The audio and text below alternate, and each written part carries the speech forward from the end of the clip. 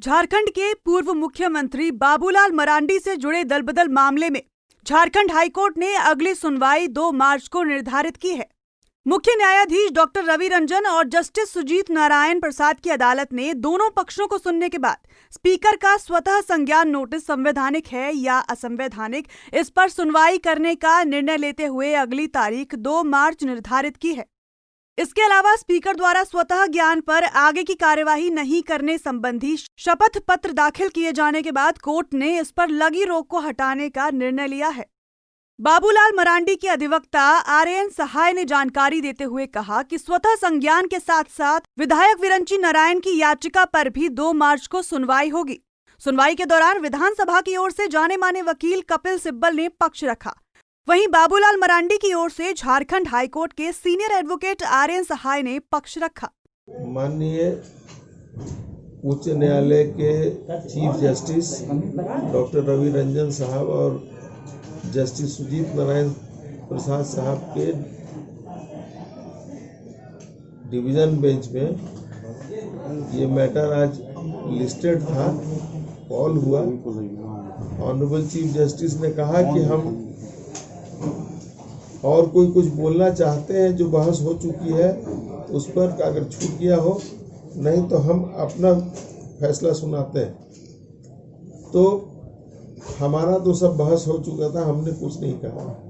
और भी दिल्ली से वेंकट रमनी साहब ज्वाइन किए थे, उन्होंने भी कुछ नहीं कहा। और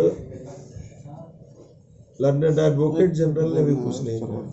कपिल सिब्बल साहब भी बाद में आए, ज्वाइन किए, उन्होंने भी कुछ नहीं कहा।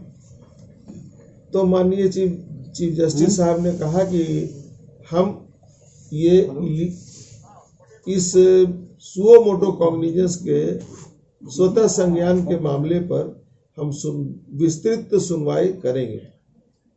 और उन्होंने कहा कि आप लोग कोई डेट सजेस्ट कीजिए, क्योंकि सुप्रीम कोर्ट ने कहा है कि यथाशीघ्र इसकी सुनवाई होनी चाहिए। तो जो गए थे सुप्रीम कोर्ट, जाहिर सी बात है कि उनसे ही पूछा गया होगा, क्योंकि मुझे कोई हड़बड़ नहीं है।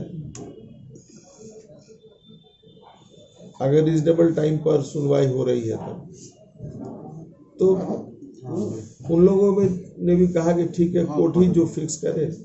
तो कोर्ट ने पहले फरवरी का डेट फिक्स किया था, बाद में कपिल सिब्बल साहब ने कहा कि मार्च में किया जाए। तो 2 मार्च का फाइनल हुआ कि 2 मार्च से सुनवाई शुरू होगी। तो 2 मार्च को ये मैटर रहेगा लिस्ट पर। गौरतलब है कि विधानसभा अध्यक्ष द्वारा विधानसभा न्यायाधीकरण में स्वतः संज्ञान लेते हुए कांड दर्ज कर नोटिस जारी किया गया था।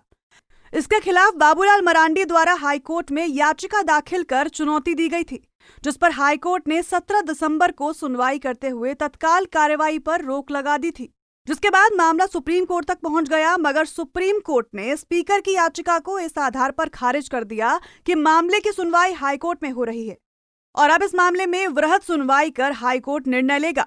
रांची से आशुतोष की रिपोर्ट।